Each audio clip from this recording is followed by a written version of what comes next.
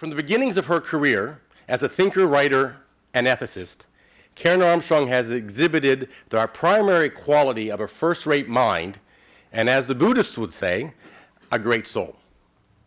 And that essential quality is having a heart with the capacity to grow, to be able to build on her intellectual epiphanies and spiritual discoveries, and to express them engagingly, so that we who are her readers and her fans can journey with her and ourselves grow from her experiences and insights.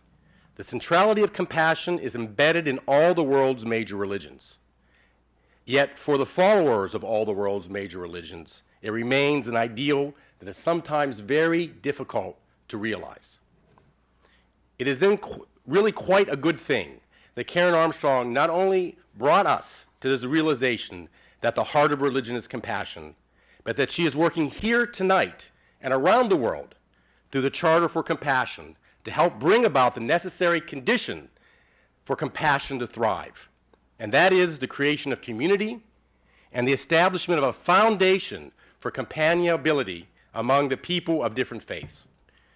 Karen, we are here tonight to support those efforts, to honor you for all that you've done and for what you will be doing, and to continue the journey with you.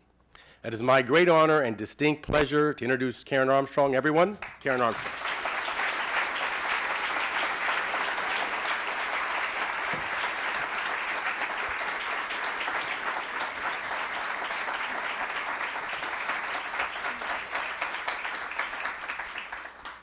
It's a great pleasure and honor to be with you tonight on the launch of the Charter, because the work that UPF are doing is really so much in the spirit of the Charter, to try to break down stereotypes in an imaginative way, to present Muslims to a world as human beings like everybody, as we all are, in an age where Muslims are so often demonized and misunderstood. It's something that is very close to my own heart.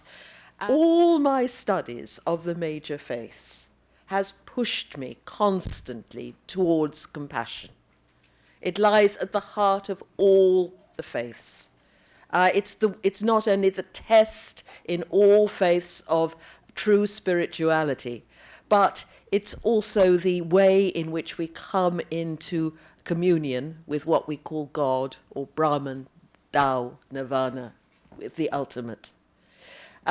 It breaks down ego. As the Charter says, you dethrone yourself from the center of your world and put another there. That you look into the eyes of the other and you see the divine and you see yourself, because we are all one. We are bound together as never before, electronically, economically, financially, politically. We found out to our cost that what happens in Gaza today can have repercussions tomorrow in New York or London. Troubles are no longer something that happens on the other side of the world. We are all in the same predicament. We're facing the possibility of environmental catastrophe. And we are deeply polarized. There's a profound and disturbing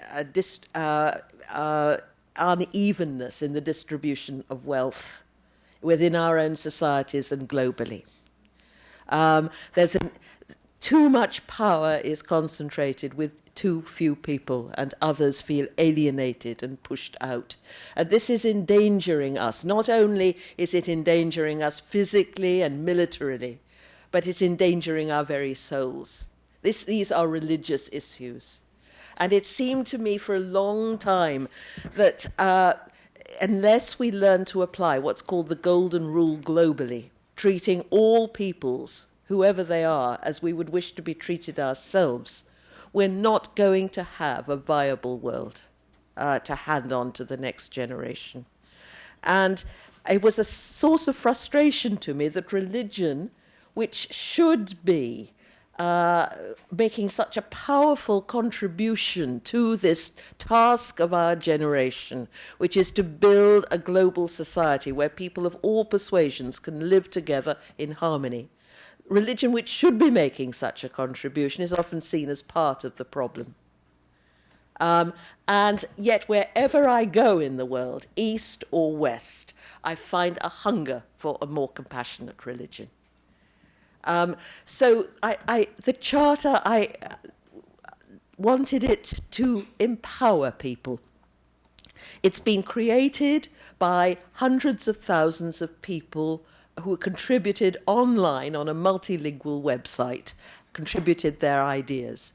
Their ideas were considered by a panel of people representing 6 religious traditions, and together we produced this charter at a time when the religions are often seen at loggerheads and in deep and dire conflict. This was a cooperative effort, a demonstration that we can work together, whatever our beliefs, for a more just and compassionate world.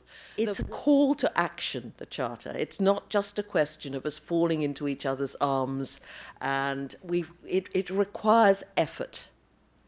Because many people don't want to be compassionate.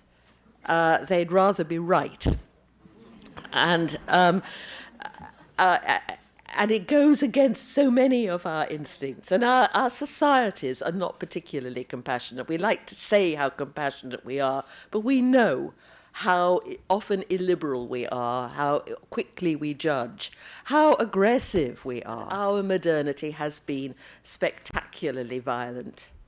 Not because we're any more aggressive than our forebears, but because we've created the technology that's enabled us to kill more people more efficiently than ever before.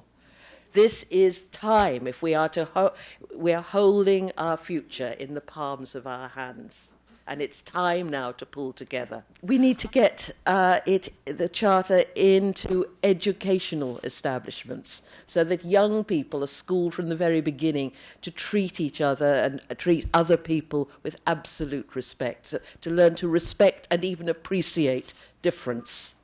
And we need to make the compassionate voice of religion articulate in a time when all too often it's drowned out by the voices of extremism.